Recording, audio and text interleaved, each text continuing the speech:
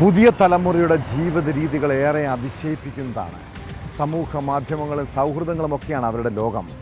കുടുംബ ബന്ധങ്ങളെക്കാൾ സുഹൃത്തുക്കൾക്ക് പരിഗണന കൊടുക്കുന്നവർ. അതാണ് അവരുടെ സന്തോഷവും ആനന്ദവും. സോഷ്യൽ മീഡിയയിലെ പലരുടെയും റീൽസുകളും വീഡിയോകളും കാണുമ്പോൾ ഇപ്പോഴത്തെ പിള്ളേർക്ക് അവരെ അനുകരിക്കാൻ തോന്നാറുണ്ടല്ലേ? എന്നാൽ സൈബറിടത്തെ പോലെ നിറം പിടിപ്പിക്കുന്നതല്ല യഥാർത്ഥ ജീവിതമെന്ന് എത്ര പേർ മനസ്സിലാക്കാറുണ്ട്? പണ്ടൊക്കെ ചെറിയ ചെറിയ പ്രശ്നങ്ങളുണ്ടായാൽ നമ്മളെ കേൾക്കാനും ചേർത്ത് പിടിക്കാനുമെല്ലാം കുടുംബമുണ്ടായിരുന്നു. എന്നാൽ ഇക്കാലത്ത് കാലം നിടറിയാൽ മതി വലിയ താഴ്ചയിലേക്ക് നമ്മൾ നിലംപതിക്കാൻ.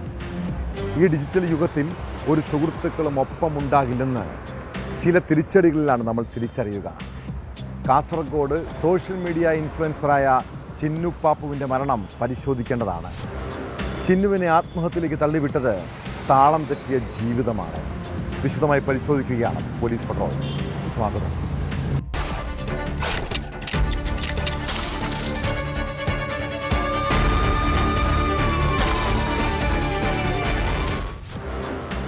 കാസർഗോഡിൻ്റെ രുചിഭേദങ്ങൾ മലയാളികൾക്ക് പരിചയപ്പെടുത്തിയ സോഷ്യൽ മീഡിയ ഇൻഫ്ലുവൻസറായിരുന്നു ചിന്നു പാപ്പു എന്ന രേഷ്മ. അതുപോലെ തന്നെ എരിവും മസാലയുമൊക്കെ നിറഞ്ഞതായിരുന്നു ചിന്നുവിൻ്റെ ജീവിതവും. കൗമാരപ്രായം മുതൽ പ്രണയിച്ചയാളെ വിവാഹം കഴിച്ചു. പിന്നീട് സൈബർ ലോകത്തെ സൗഹൃദങ്ങൾ ഇരുവരുടെയും ജീവിതത്തെ താളം തെറ്റിച്ചു. ഒരേ സമയം നിരവധി സുഹൃത്തുക്കൾ, പണവും പ്രശസ്തിയുമായതോടെ തന്നിഷ്ടപ്രകാരമുള്ള ജീവിതം. എന്നാൽ കുടുംബവും ബന്ധങ്ങളുമൊക്കെ കൈവിട്ടതോടെ ചിന്നു ഒറ്റപ്പെട്ടു. സങ്കടം പറയാൻ പോലും ആരുമില്ലാത്ത അവസ്ഥയായി. അതിൻ്റെയൊക്കെ മനോവിഷമം അവളെ വല്ലാതെ അലട്ടി. ഒടുവിൽ സ്വയം ജീവിതം അവസാനിപ്പിക്കാൻ തീരുമാനിക്കുന്നു. ചിന്നുവിൻ്റെ ആത്മഹത്യ കുടുംബ പ്രശ്നത്തെ തുടർന്നുണ്ടായ മാനസിക സമ്മർദ്ദത്തിൽ നിന്നാണ് പ്രാഥമിക കണ്ടെത്തൽ. രേഷ്മയുടെ ആൺ സുഹൃത്തിനെ ചോദ്യം ചെയ്തതിൽ നിന്നും നിർണായകമായ വിവരങ്ങളാണ് പോലീസിന് ലഭിച്ചത്.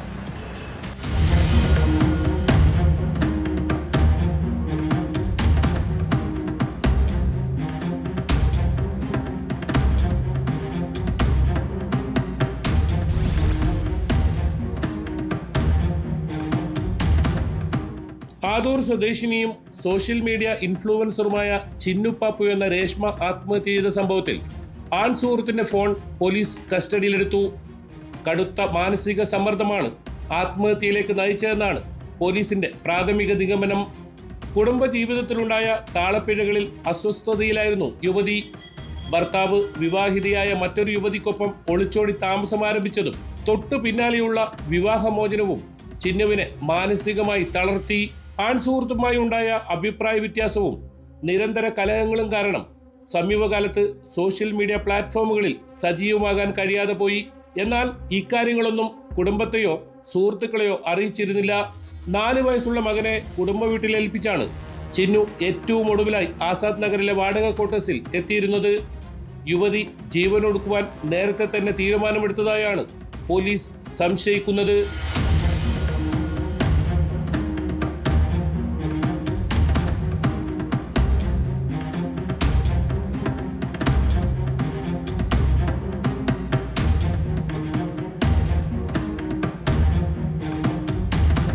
പോസ്റ്റ്മോർട്ടം റിപ്പോർട്ടിലും അസ്വാഭാവികതയൊന്നും കണ്ടെത്താനായില്ല. തൂങ്ങി മരണമെന്നാണ് പോസ്റ്റ്മോർട്ടം റിപ്പോർട്ട്. രേഷ്മയുടെ ഫോൺ പോലീസ് വിശദമായി പരിശോധിക്കുന്നുണ്ട്. സംഭവത്തിൽ കാസർഗോഡ് ടൗൺ പോലീസ് അസ്വാഭാവിക മരണത്തിനാണ് കേസെടുത്തിട്ടുള്ളത്. രേഷ്മയുടെ മരണത്തിൽ മറ്റെന്തെങ്കിലും കാരണങ്ങളുണ്ടോ എന്നാണ് പോലീസ് വിശദമായി അന്വേഷിക്കുന്നത്. തനത് കാസർഗോഡ് ഭാഷയിൽ സോഷ്യൽ മീഡിയയിൽ കണ്ടന്റ് ക്രിയേറ്റ് ചെയ്തു വന്നിരുന്ന ചിന്നു പാപ്പുവിന്റെ ഓരോ വീഡിയോകളും വൈറലാണ്. ഇൻസ്റ്റാഗ്രാമിൽ 2 ലക്ഷത്തിലധികം ഫോളോവേഴ്സ് ഉണ്ട്. പ്രാദേശിക വിഭവങ്ങളെയും നാടൻ ഭക്ഷണത്തെയുമെല്ലാം തനിമ ചോരാതെ കാസർഗോഡ് ശൈലിയിൽ പരിചയപ്പെടുത്തുന്ന ചിന്നു പാപ്പുവിന്റെ വീഡിയോകൾക്ക് ലക്ഷങ്ങളാണ് കാഴ്ചക്കാരായുള്ളത്. ഇത്രയും പോപ്പുലറായിരിക്കുന്ന യുവതി പൊടുന്നനെ ജീവനൊടുക്കിയത് സോഷ്യൽ മീഡിയ ലോകത്തിന് ഇനിയും വിശ്വസിക്കുവാനായിട്ടില്ല.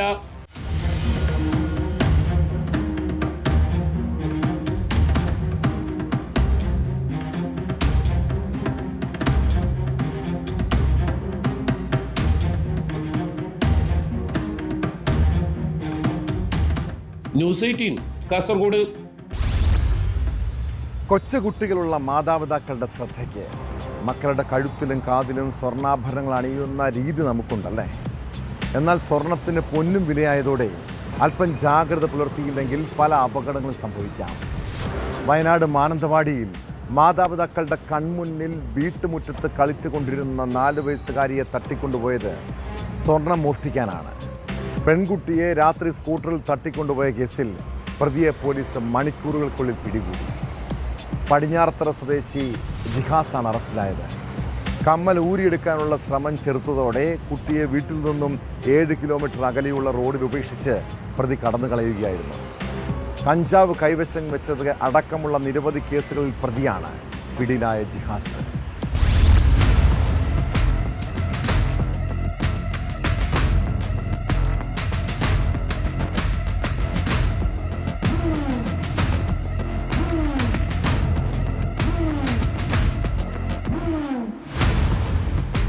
മാനന്തവാടി ദ്വാരകയിലെ വീട്ടിൽ കളിച്ചുകൊണ്ടിരിക്കുമ്പോൾ ശനിയാഴ്ച രാത്രിയാണ് 4 വയസ്സുകാരിയെ കാണാതായത്.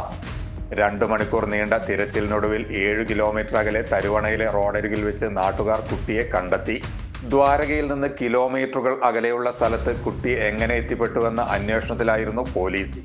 അതിനിടെ കുട്ടിയെ സ്കൂട്ടറിൽ കയറ്റിക്കൊണ്ടുപോകുന്ന CCTV ദൃശ്യങ്ങൾ പുറത്തു വന്നതോടെ ഇത് തട്ടിക്കൊണ്ടുപോകലാണ് എന്ന സംശയത്തിന് ബലമേറി. മാനന്തവാടി DYSPയുടെ നേതൃത്വത്തിൽ നടന്ന വ്യാപകമായ തിരച്ചിലിനൊടുവിലാണ് കോഴിക്കോട് റെയിൽവേ സ്റ്റേഷനിൽ നിന്ന് പടിഞ്ഞാറത്തറ സ്വദേശി ജിഹാസ് പിടിയിലാകുന്നത്. മാനന്തവാടി DYSPയുടെ നേതൃത്വത്തിലുള്ള പ്രത്യേക സംഘമാണ് പ്രതിയെ കസ്റ്റഡിയിലെടുത്തത്. ആ ഒരു സമയത്ത് തന്നെ ആ ഭാഗത്തുള്ള CCTV ക്യാമറ പരിശോധിച്ചപ്പോൾ ഒരു സ്കൂട്ടർ ആ ഭാഗത്തേക്ക് കടന്നു പോകുന്നതായിട്ട് നമ്മുടെ ശ്രദ്ധയിൽപ്പെട്ടു. നമ്മുടെ ഓഫീസേഴ്സ് എല്ലാവരും എക്സ്പീരിയൻസ്ഡ് ആയിട്ടുള്ള വ്യക്തികൾ തന്നെയാണ്. അതുകൊണ്ട് തന്നെ വാഹനത്തിൻ്റെ ആ ഒരു ചെറിയൊരു കളറും അതിൻ്റെ ഒരു മോഡലൊക്കെ കണ്ടപ്പോൾ തന്നെ അതുമായിട്ട് ബന്ധപ്പെട്ട ഡീറ്റെയിൽസ് അവർ കളക്ട് ചെയ്തു. ആ രീതിയിൽ വാഹനം ഏതാണെന്നുള്ളത് നമ്മൾ ഐഡൻറ്റിഫൈ ചെയ്തു. പ്രതിയെ ഐഡൻറ്റിഫൈ ചെയ്തു. നമ്മുടെ അതിനുശേഷം ആ പ്രതിയെക്കുറിച്ചുള്ള വിവരം ഇന്നലെ രാത്രിയാണ് നമുക്ക് ലഭ്യമാകുന്നത്. പിന്നെ പ്രതിയെക്കുറിച്ചുള്ള ഡീറ്റെയിൽസ് നമ്മൾ നോക്കുന്ന സമയത്ത് അയാളുടെ കോഴിക്കോട് ഭാഗത്ത് ഉള്ളതായിട്ട് നമുക്കൊരു ഇൻഫർമേഷൻ. ഇയാൾ കഞ്ചാവ് കേസടക്കം വിവിധ കേസുകളിൽ പ്രതിയെന്നാണ് വിവരം. ആഭരണ മോഷണമായിരുന്നു ലക്ഷ്യമെന്നാണ് സൂചന. ബാംഗ്ലൂരിൽ ജോലി ചെയ്തു വരുന്ന ജിഹാസ് ഇടയ്ക്ക് മോഷണ ലക്ഷ്യത്തോടെ സ്കൂട്ടറിൽ കറങ്ങാറുണ്ടെന്നും പറയുന്നു. ഇതിനിടയിലാണ് പുലിക്കാട് വെച്ച് ഈ കുട്ടി ശ്രദ്ധയിൽപ്പെടുന്നത്. കമ്മൽ ഊരിയെടുക്കാൻ ശ്രമിച്ചെങ്കിലും കുട്ടി നിലവിളിച്ചു. തുടർന്ന് ശ്രമം ഉപേക്ഷിച്ച് 7 കിലോമീറ്റർ ദൂരമുള്ള തരുവണ പാലിയാണയിൽ കുട്ടിയെ വിടുകയായിരുന്നു എന്നാണ് വിവരം. ഒരു നാടിനെ 3 ദിവസമായി ആശങ്കയിൽ നിർത്തിയ പ്രതിയെ പിടികൂടാൻ കഴിഞ്ഞത് നാട്ടുകാർക്കും പോലീസിനും ആശ്വാസമായി.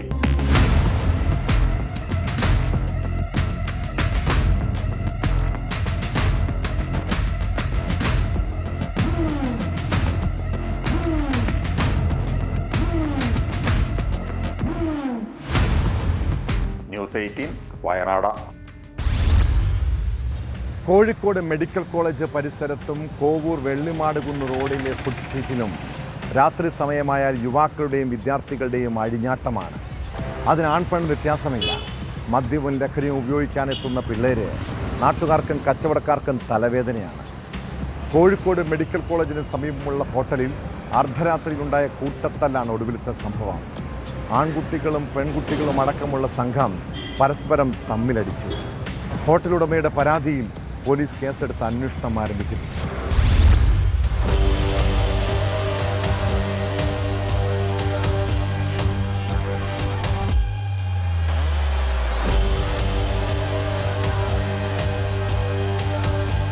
പുലർച്ചെ 1:30-ക്കും 2 മണിക്കുമിടയിലാണ് 25-ലധികം വരുന്ന വിദ്യാർത്ഥികൾ ഹോട്ടലിലെത്തിയത്. വാക്കേറ്റത്തിൽ ആരംഭിച്ച തർക്കം പിന്നീട് ചേരിതിരിഞ്ഞുള്ള കൂട്ടയടിയായി മാറുകയായിരുന്നു. ആദ്യമുണ്ടായ അടിക്ക് പിന്നാലെ വിവരമറിഞ്ഞ് സ്ഥലത്തെത്തിയ വിദ്യാർത്ഥികളും തമ്മിൽ തല്ലി.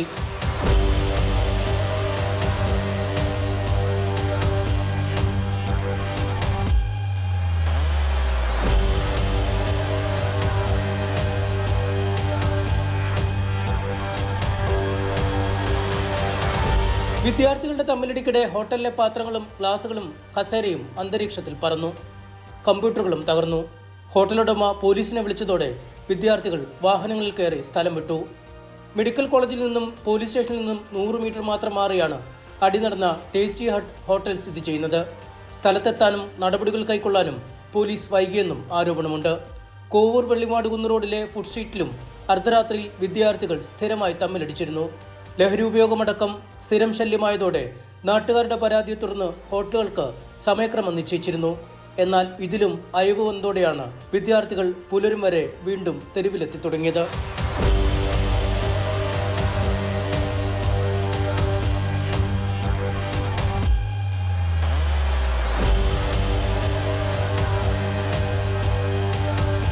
ന്യൂസ് 18 കോഴിക്കോട്.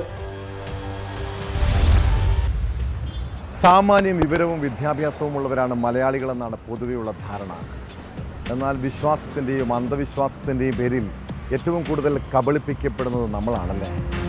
കൊല്ലം പുത്തൂരിൽ ജ്യോത്സ്യൻ മുരാരി തന്ത്രി എന്ന രാജൻ ബാബു 16-കാരിയെ ലൈംഗിക പീഡനത്തിന് ഇരയാക്കിയത് ബാധ ഒഴിപ്പിക്കാനെന്ന പേരിലാണ്. കേസിൽ റിമാൻഡിലുള്ള പ്രതിയെ കസ്റ്റഡിയിൽ വാങ്ങാൻ ഒരുങ്ങുകയാണ് അന്വേഷണ സംഘം. സംഭവ സമയത്ത് ജ്യോതിശാലയത്തിലുണ്ടായിരുന്നവരുടെ മൊഴികളും സാമ്പത്തിക ഇടപാടുകളും പരിശോധിച്ച് കേസിൻ്റെ കൂടുതൽ വശങ്ങൾ പുറത്തു കൊണ്ടുവരാനാണ് പോലീസ് ശ്രമിക്കുന്നത്. കുട്ടിയെ ജ്യോത്സ്യൻ ക്രൂരപീഡനത്തിന് ഇരയാക്കിയതായും അന്വേഷണത്തിൽ തെളിഞ്ഞു.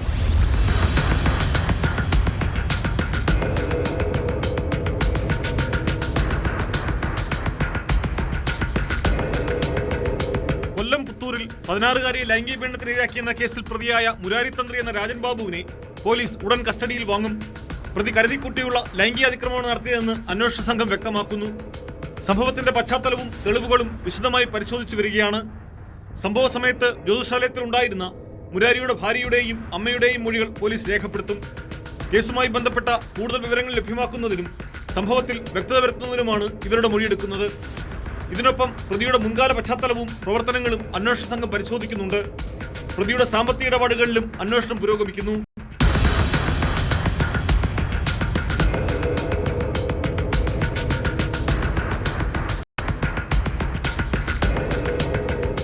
ആരാധ്യരുമായും വിശ്വാസികളുമായി നടത്തിയ സാമ്പത്തിക ഇടപാടുകൾ ഉൾപ്പെടെ വിവിധ വിവരങ്ങൾ പരിശോധിച്ചു വരികയാണ്. തെളിവുകൾ ശേഖരിച്ചതിന് പിന്നാലെ നിയമ നടപടികൾ ശക്തമാക്കുമെന്ന് പോലീസ് അറിയിച്ചു. 2 ദിവസം മുൻപായിരുന്നു രാജൻ ബാബു 16-കാരി ഉപദ്രവിച്ചത്. പോക്സോ വകുപ്പുകൾ ചുമത്തി അറസ്റ്റിലായ പ്രതി റിമാൻഡിൽ കഴിയുകയാണ്.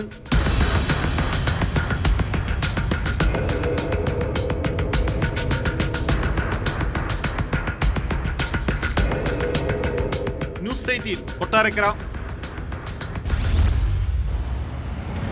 ചെറിയ കുട്ടികളായിരിക്കുമ്പോൾ സ്കൂളിൽ നിന്നും വീട്ടിലെത്തിയാൽ മക്കൾക്ക് മാതാപിതാക്കളോട് കുറേ വിശേഷങ്ങൾ പറയാനുണ്ടാകും. ടീച്ചർമാരെക്കുറിച്ചും കൂട്ടുകാരെക്കുറിച്ചുമൊക്കെ. കൗമാരപ്രായമാകുമ്പോൾ പിന്നെ അവരുടെ വീട്ടിലെ വർത്തമാനങ്ങളൊക്കെ കുറയാണ്. എന്നാൽ മക്കളോട് ഇടയ്ക്ക് വിശേഷങ്ങൾ പറയാനും കൂട്ടുകാരെക്കുറിച്ച് ചോദിക്കാനും അച്ഛനമ്മമാർ സമയം കണ്ടെത്തണം കേട്ടോ. ഇല്ലെങ്കിൽ ചോറ്റാനിക്കരയിലെ ആ വീട്ടിൽ സംഭവിച്ചതുപോലുള്ള ദുരന്തം നമ്മുടെ കുടുംബങ്ങളിലും ഉണ്ടാകാം. +1 വിദ്യാർത്ഥിനിയായ ആദിത്യയുടെ മരണത്തോടെയാണ് അവളുടെ സാങ്കല്പിക കാമുകനെക്കുറിച്ച് വീട്ടുകാർ അറിയുന്നത്. കൊറിയൻ കാമുകൻ്റെ മരണത്തിൽ മനംനൊന്ത് താൻ ജീവനൊടുക്കുന്നുവെന്നായിരുന്നു പെൺകുട്ടിയുടെ ആത്മഹത്യാക്കുറിപ്പ്. 16-കാരിയുടെ ആത്മഹത്യയിൽ പുത്തൻകുരിശ് ഡിവൈഎസ്പിയുടെ നേതൃത്വത്തിൽ പ്രത്യേക അന്വേഷണ സംഘം രൂപീകരിച്ചാണ് അന്വേഷണം നടക്കുന്നത്.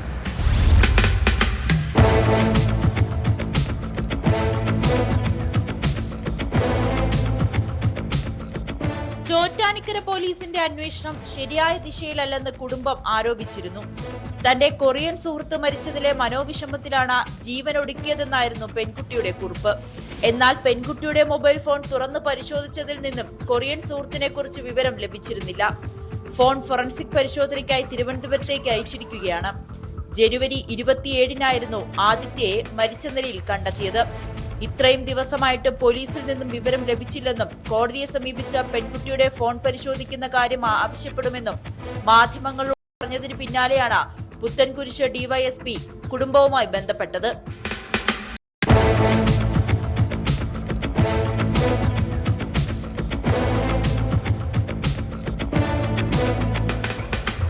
ആത്മഹത്യാക്കുറിപ്പിൽ പരാമർശിക്കുന്ന നിലയിൽ ഒരു കൊറിയൻ സുഹൃത്തുണ്ടോ എന്നതിലും പിതാവ് സംശയം പ്രകടിപ്പിച്ചു. പെൺകുട്ടിയുടെ സുഹൃത്തുക്കളാരോ ഐഡി ഉണ്ടാക്കി പറ്റിച്ചതാകാനാണ് സാധ്യതയെന്നാണ് പിതാവിന്റെ സംശയം. അല്ലെങ്കിൽ കൊറിയൻ സുഹൃത്ത് മരിച്ചുപോയി എന്ന് പെൺകുട്ടി എങ്ങനെ അറിഞ്ഞുവെന്നും അവർക്കിടയിൽ ആരോ ഇല്ലയെന്നും പിതാവ് പറയുന്നു. പോലീസ് കൃത്യമായ അന്വേഷണം നടത്തുന്നില്ലെന്ന് ആദിത്യയുടെ അധ്യാപകനും ആരോപിച്ചിരുന്നു. പെൺകുട്ടിക്ക് കൊറിയൻ ബന്ധമുണ്ടെന്ന് കരുതുന്നില്ല. കുട്ടിയുടെ ഇൻസ്റ്റഗ്രാം അക്കൗണ്ട് പരിശോധിച്ചതിൽ നിന്നും അതാണ് മനസ്സിലായതെന്നും അധ്യാപകൻ ബിജു പറഞ്ഞു. പുത്തൻകുരിശ് ഡിവൈഎസ്പിയുടെ നേതൃത്വത്തിൽ സൈബർ പോലീസ് ഉദ്യോഗസ്ഥരെയും ഉൾപ്പെടുത്തിയാണ് പ്രത്യേക അന്വേഷണ സംഘം രൂപീകരിച്ചത്.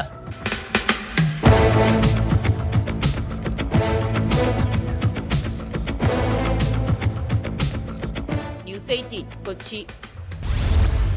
പണ്ടൊക്കെ മക്കൾ തെറ്റ് ചെയ്താൽ മാതാപിതാക്കൾ അവരെ തിരുത്തുകയും ശകാരിക്കുകയും ചെയ്യും. എന്നാൽ ഇക്കാലത്ത് പണത്തിനു വേണ്ടി മക്കളുടെ എല്ലാ കൊള്ളരുതായ്മയ്ക്കും കൂട്ടുനിൽക്കുന്ന അച്ഛനമ്മമാരെയാണ് കാണാൻ കഴിയുന്നത്. മലപ്പുറത്ത് കോളേജ് വിദ്യാർത്ഥികളെ ലക്ഷ്യമിട്ട് ലഹരി കച്ചവടം നടത്തിയിരുന്നത് ദമ്പതികളും മകനും ചേർന്നാണ്. തേഞ്ഞിപ്പലത്ത് വീട്ടിൽ ഒളിപ്പിച്ച 1.25 കിലോയോളം MDMAയുമായി ദമ്പതികളടക്കം 3 പേരെ പോലീസ് അറസ്റ്റ് ചെയ്തു. തേഞ്ഞിപ്പലം സ്വദേശികളായ അസീസ്, ഭാര്യ ഖമറുനിസ, മകൻ്റെ സുഹൃത്ത് എന്നിവരാണ് പിടിയിലായത്. മകൻ ഒളിവിലാണ്. വിപണിയിൽ 1 കോടി രൂപ വിലമതിക്കുന്ന MDMAയാണ് തേഞ്ഞിപ്പലം പോലീസ് പിടിച്ചെടുത്തത്.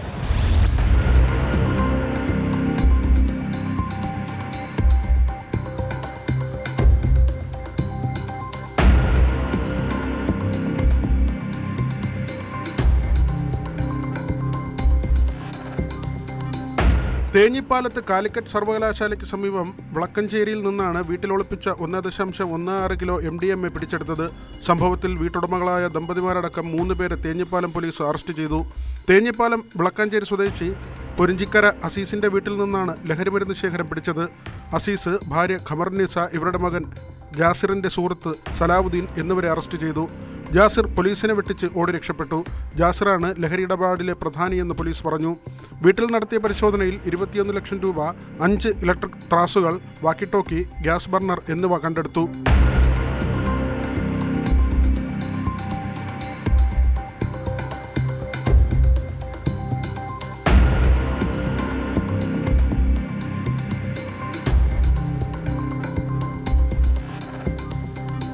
സർവകലാശാല കേന്ദ്രീകരിച്ച് ദീർഘകാലമായി ഈ കുടുംബം ലഹരി വിൽപ്പന നടത്തിവരികയായിരുന്നുവെന്ന് പോലീസ് പറഞ്ഞു. മലപ്പുറം ജില്ലാ പോലീസ് മേധാവി R. വിശ്വനാഥിന് ലഭിച്ച രഹസ്യവിവരത്തിന്റെ അടിസ്ഥാനത്തിലായിരുന്നു പരിശോധന.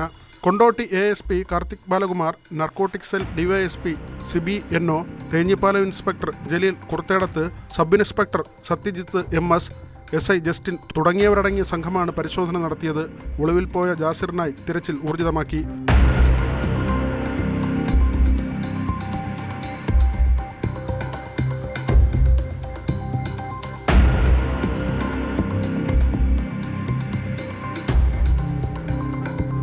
ന്യൂസ് 18 തിരൂർ.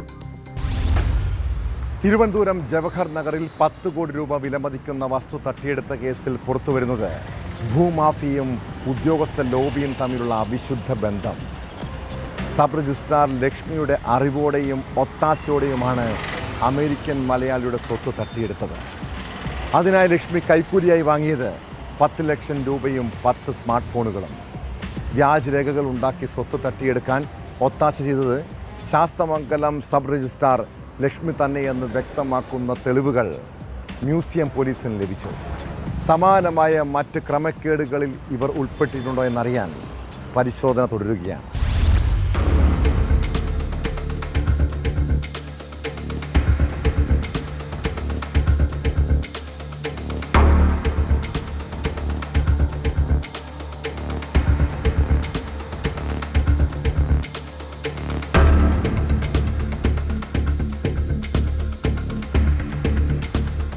അമേരിക്കൻ മലയാളിയായ ഡോറ അസറിയ ക്രിപ്സ്റ്റന്റെ ഉടമസ്ഥതയിലുള്ള നഗരഹൃദയത്തിലെ കോടികൾ വിലമതിക്കുന്ന വസ്തു തട്ടിയെടുക്കാൻ ഒത്താശ ചെയ്തതിന് ശാസ്തമംഗലം സബ് രജിസ്ട്രാർ K. ലക്ഷ്മിക്ക് 10 ലക്ഷം രൂപയും 10 മൊബൈൽ ഫോണുകളും പ്രതിഫലമായി ലഭിച്ചതായാണ് കണ്ടെത്തൽ. ലക്ഷ്മിയെ വിശദമായി ചോദ്യം ചെയ്യുന്നതിലൂടെ സമാന കുറ്റകൃത്യങ്ങളിൽ മുൻപ് ഉൾപ്പെട്ടിട്ടുണ്ടോ എന്ന് വ്യക്തമാകുമെന്നും മ്യൂസിയം പോലീസ് അറിയിച്ചു. ഡോറയുടെ ജവഹർ നഗറിലെ 14.5 സെന്റ് സ്ഥലവും 6000 ചതുരശ്ര അടിയുള്ള വീടുമാണ് തട്ടിപ്പ് സംഘം കൈക്കലാക്കാൻ ശ്രമിച്ചത്. ഇതിനായി ഉടമയായ ഡോറയോടും ചെറുമകളോടും രൂപസാദൃശ്യമുള്ള 2 സ്ത്രീകളെ സംഘം കണ്ടെത്തുകയായിരുന്നു. വട്ടപ്പാറ സ്വദേശിനി വസന്തയെ ഡോറയായും പുനലൂർ സ്വദേശിനി മെറിനെ ചെറുമകളായും അവതരിപ്പിച്ച് വ്യാജ ഇഷ്ടദാന കരാറുണ്ടാക്കി. ഈ രേഖ ഉപയോഗിച്ച് വസ്തു വ്യവസായിയായ അനിൽ തമ്പിയുടെ ബന്ധുവിൻ്റെ പേരിലേക്ക് മാറ്റുകയായിരുന്നു. സബ് രജിസ്ട്രാറുടെ സഹായത്തോടെയായിരുന്നു ഇത്.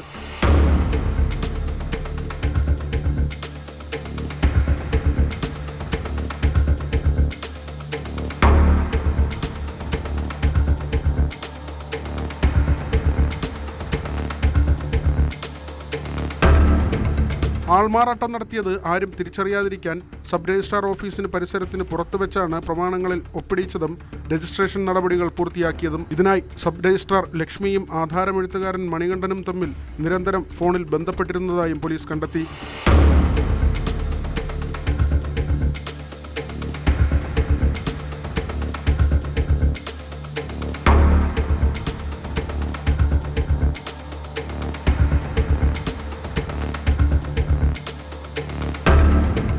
ന്യൂസ് 18 തിരുവനന്തപുരം. നിയമത്തിൻ്റെ മുന്നിൽ ആണെന്നോ പെണ്ണെന്നോ വ്യത്യാസമില്ല. കുറ്റം ആര് ചെയ്താലും കോടതിയിൽ കണക്ക് പറയേണ്ടി വരും. കോഴിക്കോട് ഗോവിന്ദപുരം സ്വദേശി ദീപകിൻ്റെ ആത്മഹത്യയുമായി ബന്ധപ്പെട്ട കേസ് എല്ലാ സ്ത്രീകൾക്കും പാഠമാകണം. കേസിൽ അറസ്റ്റിലായ പ്രതി ഷിംജിതയ്ക്ക് ജയിലിൽ കിടക്കേണ്ടി വന്നത് 21 ദിവസമാണ്. ഒടുവിൽ പ്രതിക്ക് കോടതി ജാമ്യം അനുവദിച്ചിരിക്കുന്നു. കോഴിക്കോട് പ്രിൻസിപ്പൽ സെഷൻസ് കോടതി പ്രതിക്ക് ജാമ്യം അനുവദിച്ചതിൽ വൈകാരികമായാണ് ദീപകിൻ്റെ അമ്മ പ്രതികരിച്ചത്. ഷിംജിതയ്ക്ക് കടുത്ത ശിക്ഷ ഉറപ്പുവരുത്തണമെന്നും നിയമപരമായി മുന്നോട്ടു പോകുമെന്നും കുടുംബം വ്യക്തമാക്കി.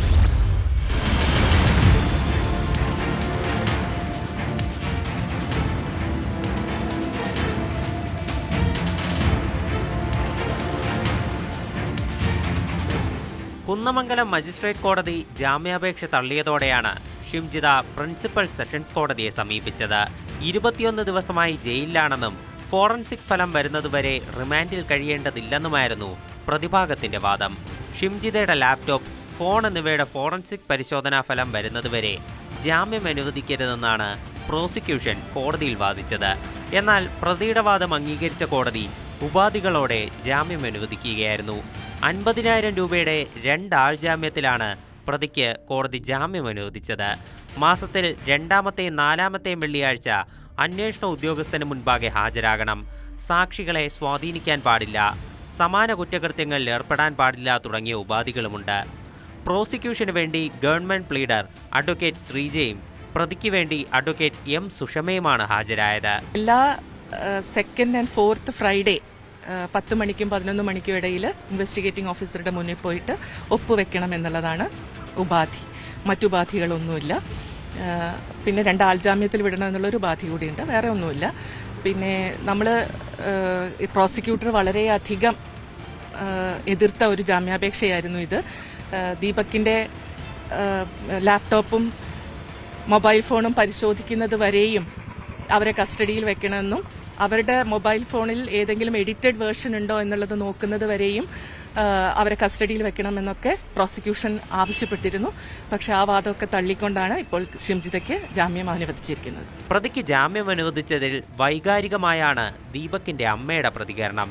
നിയമപരമായി മുന്നോട്ടു പോകുമെന്നും ഷിംജിതയ്ക്ക് കടുത്ത ശിക്ഷ ഉറപ്പുവരുത്തണമെന്നും കുടുംബം ആവശ്യപ്പെട്ടു. ഈ പെണ്ണ് വേണിച്ചിട്ട് ചെയ്തതാണ് ഇതൊക്കെ. ഈ പെണ്ണ് കള്ളത്തി എന്റെ കുട്ടീന്റെ കാലനായിട്ട് കേറിയതില് എന്റെ കുട്ടീനെ കൊണ്ടുപോകാനായിട്ട് ഈ പെണ്ണ് വേണം. എന്നിട്ട് കുട്ടി അറിഞ്ഞിട്ടും കൂടിയില്ല. ഈ പെണ്ണ് ഫോട്ടോ എടുത്തതൊന്നും കുട്ടി അറിഞ്ഞിട്ടില്ല. എന്റെ മോൻ എന്ന് പറഞ്ഞാൽ വേറെ ഏതും കുട്ടികളെ കുറച്ച് ധൈര്യമുള്ള മക്കളാണ് പിടിച്ചു നിൽക്കുക. പക്ഷെ എന്റെ കുട്ടി അങ്ങനെയല്ല, ഭയങ്കര സോഫ്റ്റാ. ആരോടൊന്നിനും ചെയ്യാനും പോകില്ല, ആരും ഇങ്ങോട്ടും പേടിക്കൂല, ആർക്കും അങ്ങോട്ടും കൊടുക്കൂല. 10 ദിവസമായില്ലേ, എന്നാലും ഞാൻ കേസ് കൊടുത്ത് വക്കീലിലേക്ക് പ്രവർത്തി ചെയ്താണ്. ഒരു വേണ്ട ജോലി ചെയ്തോളൂ. അത് നല്ല ശിക്ഷ കിട്ടും വേണം. അതന്നെ, അതൊന്നും യാതൊരു ഇതില്ല. അതൊന്നും പുറത്തു പോകാനുള്ള പരിപാടി പാടില്ല. ഇനിയിപ്പോൾ പറഞ്ഞിട്ടിട്ട് ഇങ്ങനെ നടക്കും നല്ല ബോംബിൽ. അവർക്കിപ്പോൾ പറഞ്ഞല്ല, ആരും കാണൂല്ല, ഒന്നും അറിയില്ല, എല്ലാം പരസ്യം ചെയ്യാം. വൈകിട്ടോടെ ഷിംജിത ജയിലിൽ നിന്നും പുറത്തിറങ്ങി.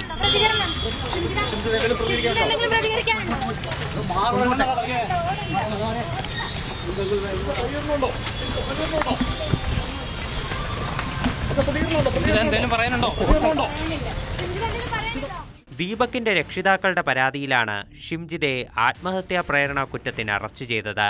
ഷിംജിത അപകീർത്തികരമായ വീഡിയോ ചിത്രീകരിച്ച് പ്രചരിപ്പിച്ചതിനെ തുടർന്നാണ് ദീപക് ജീവനൊടുക്കിയതെന്നാണ് ആരോപണം. ബസ്സിൽ ലൈംഗികാതിക്രമം നടത്തിയെന്നാരോപിച്ചാണ് ഷിംജിത ദീപകിന്റെ വീഡിയോ പ്രചരിപ്പിച്ചത്. എന്നാൽ ഇത് സംബന്ധിച്ച് എവിടെയും പരാതിപ്പെട്ടിരുന്നില്ലെന്ന് പോലീസ് കണ്ടെത്തിയിരുന്നു. ജനുവരി 21-ന് വടകരയിൽ നിന്നാണ് ഷിംജിതയെ പോലീസ് പിടികൂടിയത്.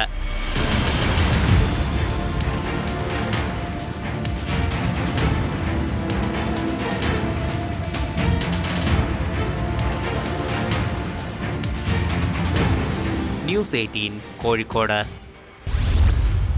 തീതുപ്പി ഭീതി വിതച്ചുള്ള യാത്ര, കാതടപ്പിക്കുന്ന ശബ്ദം, വാഹനങ്ങളുടെ മരണപ്പാച്ചിൽ. നമ്മുടെ പൊതുനിരത്തുകളിൽ ഇപ്പോൾ കാണാൻ കഴിയുന്നത് ഗതാഗത നിയമലംഘനങ്ങളുടെ പരമ്പരയാണ്. ഇതോടെ വിട്ടുവീഴ്ചയില്ലാത്ത നടപടിയുമായി മോട്ടോർ വാഹന വകുപ്പ് രംഗത്തിറങ്ങിയിരിക്കുന്നു. കൊല്ലത്ത് അഭ്യാസ പ്രകടനം നടത്തിയ കാറുകൾക്കെതിരെ കടുത്ത നടപടി ഉണ്ടാകും. സൈലൻസിൽ നിന്ന് തീതുപ്പുന്ന രീതിയിൽ കാർ ഓടിച്ച വാഹനത്തിൻ്റെ രജിസ്ട്രേഷൻ 2 വർഷത്തേക്ക് റദ്ദാക്കി. വാഹന ഉടമ പള്ളിക്കൽ സ്വദേശി മുഹമ്മദ് ഇർഫാന്റെ ലൈസൻസ് 1 വർഷത്തേക്ക് സസ്പെൻഡും ചെയ്തു.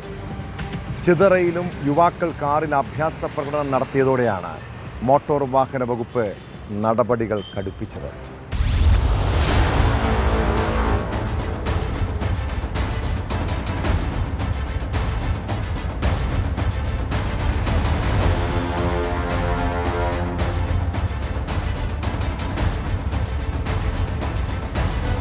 കൊല്ലം പള്ളിക്കൽ സ്വദേശി മുഹമ്മദ് ഇർഫാന്റേതാണ് സൈലൻസറിൽ നിന്ന് തീ പുറത്തേക്ക് വന്ന വാഹനം.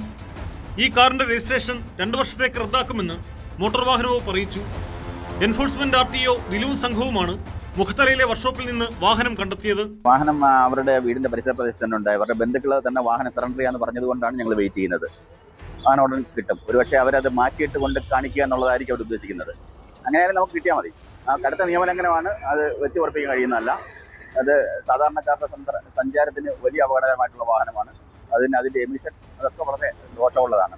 പിന്നെ നാട്ടിൽ ഭയം ഉണ്ടാക്കുന്ന ഇത്തരം ആൾക്കാരെ MVD ഒരു കാരണവശാലും അനുവദിക്കത്തില്ല. 2017 രജിസ്റ്റർ ചെയ്ത വാഹനം ഇയാൾ വാങ്ങുന്നത് 2024 ഈ വാഹനത്തിനെതിരെ 11 തവണ പിഴ ചുമത്തിയിട്ടുണ്ട്. അതിൽ 4 മാത്രമാണ് അടച്ചത്. പിടിച്ചെടുത്ത കാർ ട്രാഫിക് സ്റ്റേഷനിലേക്ക് മാറ്റി. കഴിഞ്ഞ ദിവസം കുണ്ടറയിലെ വിവാഹ ചടങ്ങിന് എത്തിച്ചപ്പോഴാണ് കാർ നിരത്തിൽ തീതുപ്പി ഓടിയത്.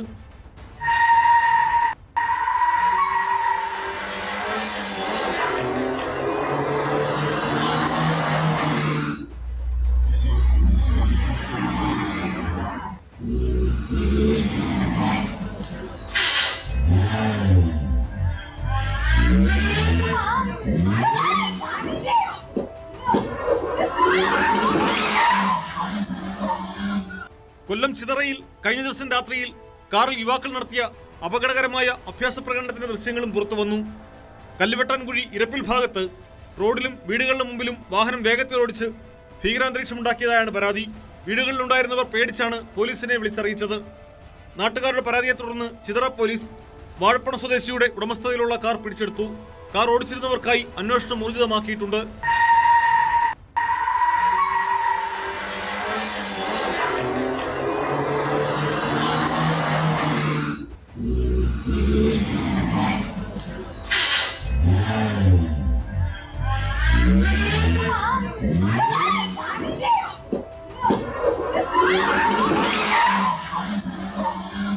ന്യൂസ് 18 കൊല്ലം. ആലപ്പുഴ പള്ളിപ്പുറത്തെ സീരിയൽ കില്ലർ സെബാസ്റ്റ്യൻ പ്രതിയായ കൊലപാതക പരമ്പരകളിൽ അന്വേഷണ സംഘത്തിന് വെല്ലുവിളിയായി പരിശോധനാ ഫലം. ഹൈദരാബാദിലെ സെൻട്രൽ ഫോറൻസിക് സയൻസ് ലബോറട്ടറിയിൽ നടത്തിയ പരിശോധനയിൽ വീട്ടുവളപ്പിൽ നിന്ന് കണ്ടെത്തിയ മൃതദേഹാവശിഷ്ടങ്ങളിൽ നിന്ന് DNA സാമ്പിളുകൾ വേർതിരിച്ചെടുക്കാൻ കഴിഞ്ഞില്ല. ഇത് കേസ് അന്വേഷണത്തിൽ പോലീസിന് വൻ തിരിച്ചടിയാണ്. ജൈനമ്മ കേസിൽ ഗുണകരമായ തെളിവുകൾ മാത്രമാണ് ഇതുവരെ കണ്ടെത്താനായത്. കുഴിച്ചിട്ട നിലയിൽ കണ്ടെത്തിയ എല്ലുകൾ 1ലധികം ആളുകളുടേതാണെന്ന നിഗമനത്തിലാണ് അന്വേഷണ സംഘം.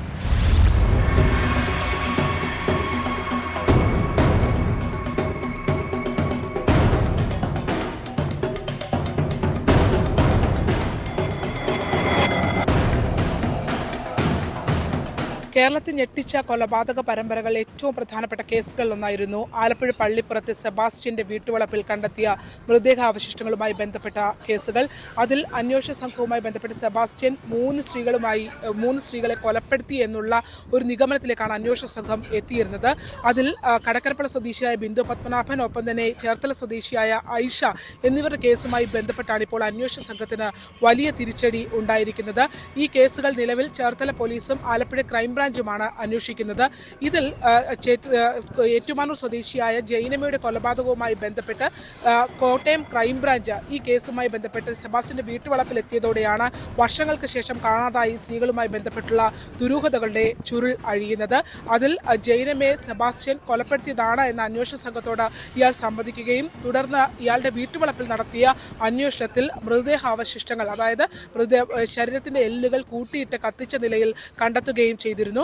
ഈ കണ്ടെത്തിയ എല്ലുകൾ തന്നെ പ്രധാനപ്പെട്ടതായി ഉണ്ടായിരുന്നത് ഒന്നിലധികം സ്ത്രീകളുടേതാണ് എന്നുള്ള ഒരു നിഗമനത്തിലേക്ക് അന്വേഷണ സംഘം എത്തി.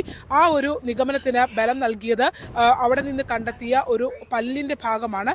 ആ ഭാഗത്ത് ഉണ്ടായിരുന്ന ട്രീറ്റ്മെന്റ് ചെയ്താൽ ക്യാപ്പ് വെച്ച ആ പല്ല് അത് ജൈനമ്മയുടേതല്ല എന്നുള്ളതാണ്. പക്ഷെ സമാനമായ സാഹചര്യത്തിൽ കാണാതായ ഐഷ എന്ന സ്ത്രീ ഈ ചികിത്സ തേടിയിരുന്നു എന്നുള്ളതും അന്വേഷണ സംഘം കണ്ടെത്തിയിരുന്നു.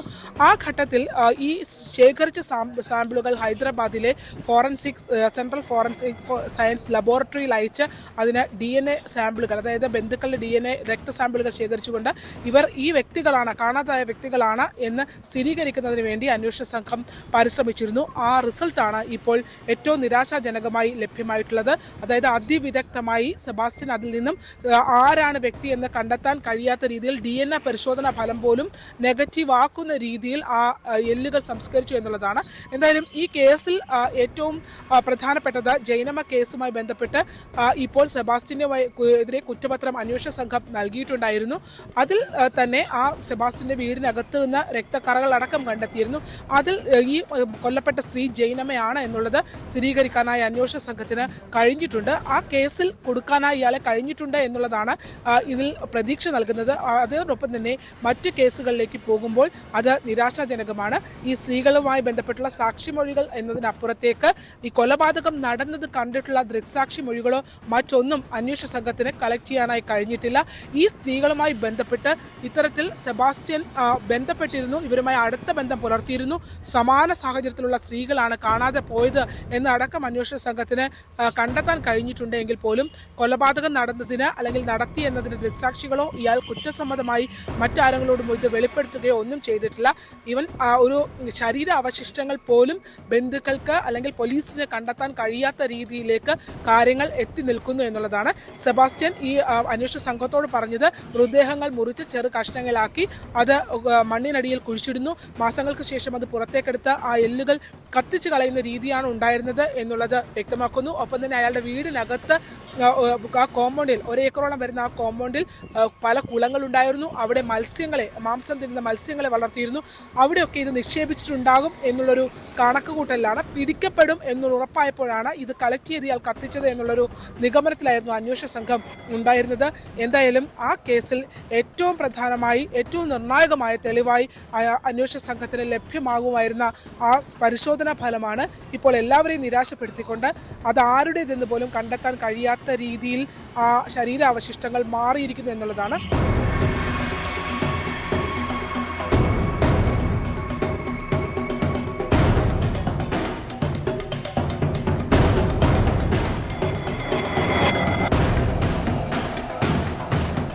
ആലപ്പുഴയിൽ നിന്നും ശരണ്യ സ്നേഹജൻ, ന്യൂസ് 18.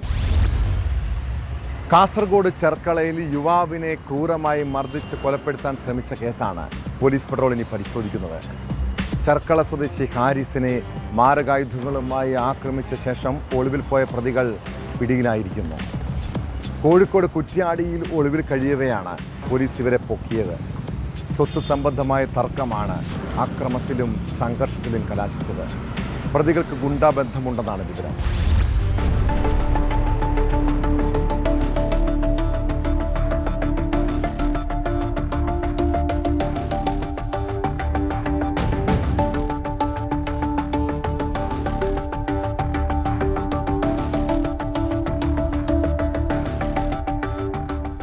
ചെർക്കള കോലാച്ചിയടുക്കത്തെ അബ്ദുൽ ഹാരിസിനെ മാരകായുധങ്ങളുമായി ആക്രമിച്ച കേസിലാണ് 3 പേർ അറസ്റ്റിലായത്. ചെർക്കള കോലാച്ചിയടുക്കത്തെ അസീസ്, അബ്സീർ, ആഷിഖ് എന്നിവരെ വിദ്യാനഗർ SI സഫ്വാനും സംഘവുമാണ് അറസ്റ്റ് ചെയ്തത്. കോഴിക്കോട് കുറ്റ്യാടിയിൽ ഒളിവിൽ കഴിയുകയായിരുന്നു ഇവർ.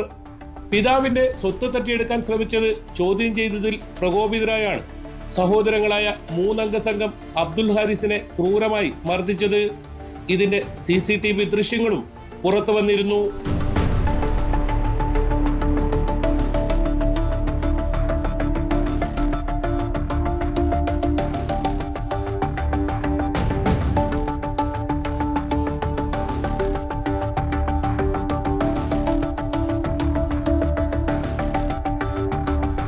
വിഷയത്തിൽ അബ്ദുൾ ഹാരിസും അക്രമി സംഘവും തമ്മിൽ നേരത്തെ വാക്കുതർക്കം നടന്നിരുന്നു.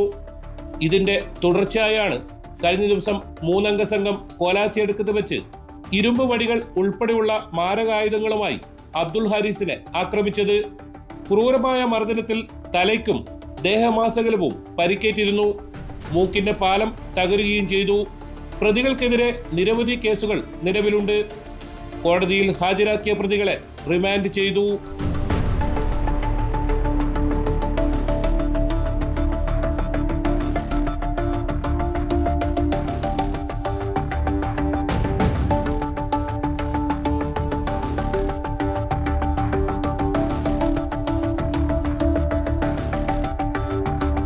ന്യൂസ് 18 കാസർഗോഡ്.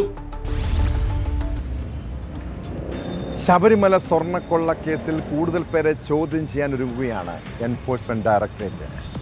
മുൻ തിരുവാഭരണ കമ്മീഷണർ ജയശ്രീ, ചെന്നൈയിലെ സ്വർണ്ണക്കടയിലെ ജീവനക്കാരനായ കൽപേഷ് എന്നിവർക്ക് ഇഡി നോട്ടീസ് നൽകി. ഇരുവരോടും തിങ്കളാഴ്ച ഹാജരാകാനാണ് നിർദ്ദേശം. ഉണ്ണികൃഷ്ണൻ പോറ്റിയുമായി സാമ്പത്തിക ഇടപാട് നടത്തിയിട്ടുണ്ടോ എന്നാണ് ഇഡി അന്വേഷിക്കുക. അതേസമയം ശബരിമല സ്വർണ്ണക്കൊള്ളയിൽ ദേവസ്വം ബോർഡ് മുൻ പ്രസിഡന്റും കമ്മീഷണറുമായ എൻ വാസുവും ജാമ്യം ലഭിച്ച് ജയിലിൽ നിന്നും പുറത്തിറങ്ങി.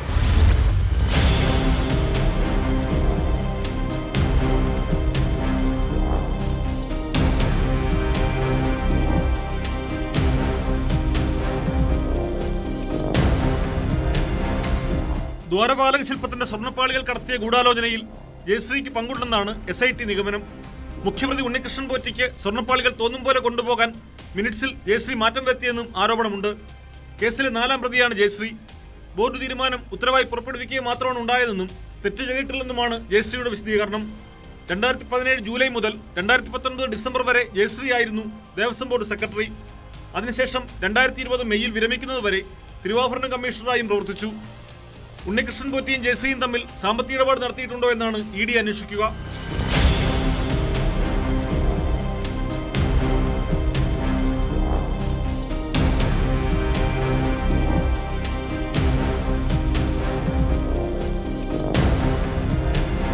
പതിമൂന്ന് വർഷമായി ചെന്നൈയിലെ സ്വർണ്ണക്കടയിൽ ജോലി ചെയ്യുന്ന രാജസ്ഥാൻ സ്വദേശിയായ കൽപേഷ് പ്രധാന ഇടനിലക്കാരനാണെന്നാണ് SIT വിലയിരുത്തുന്നത്. ഉണ്ണികൃഷ്ണൻ പോറ്റി അപഹരിച്ചെത്തിച്ച സ്വർണം ചെന്നൈ സ്മാർട്ട് ക്രിയേഷൻസിൽ നിന്നും ബെല്ലാരിയിലെ ജുവലറി ഉടമ ഗോവർദ്ധൻ എത്തിച്ചു നൽകിയത് കൽപേഷാണ്. ഉണ്ണികൃഷ്ണൻ പോറ്റിയുമായുള്ള ബന്ധങ്ങളെക്കുറിച്ച് വിവരങ്ങൾ തേടാൻ നടൻ ജയറാമിനോട് ചൊവ്വാഴ്ച കൊച്ചിയിലെ ഓഫീസിലെത്തി മൊഴി നൽകാനും ഇഡി ആവശ്യപ്പെട്ടിട്ടുണ്ട്.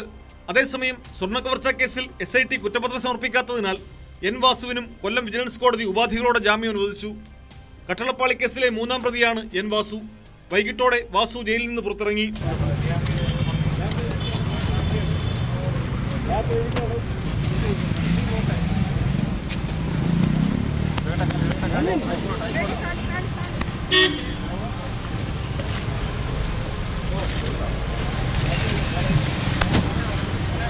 മുരാരി ബാബു, S ശ്രീകുമാർ, സുധീഷ് കുമാർ, ഉണ്ണികൃഷ്ണൻ പോറ്റി എന്നീ പ്രതികളാണ് നേരത്തെ ജയിൽ മോചിതരായത്. Smart creation CEO Pankaj Bhandari, സ്വർണ്ണ വ്യാപാരി ഗോവർദ്ധൻ, KS ബൈജു എന്നിവരുടെ റിമാൻഡ് കോടതി വീണ്ടും നീട്ടി.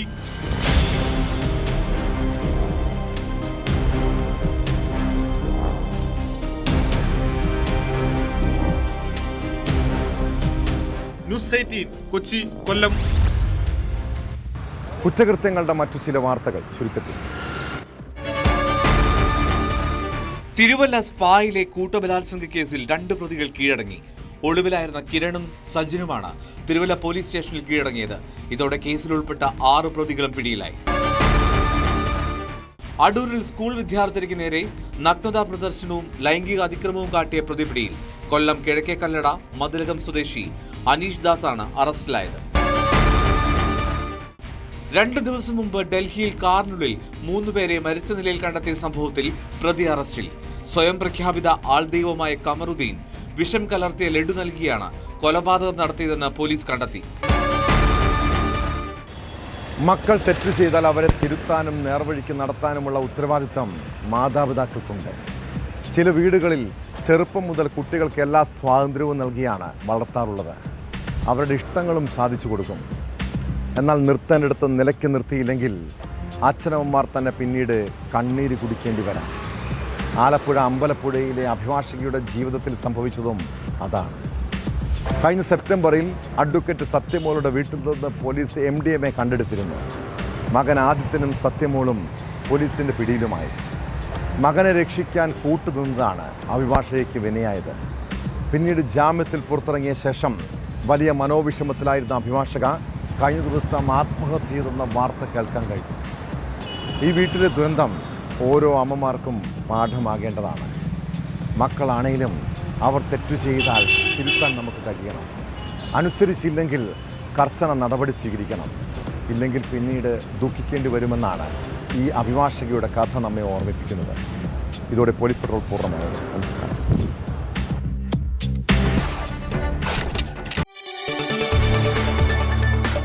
കൂടുതൽ വാർത്തകൾക്ക് news 18 Keralam YouTube channel subscribe ചെയ്യുക.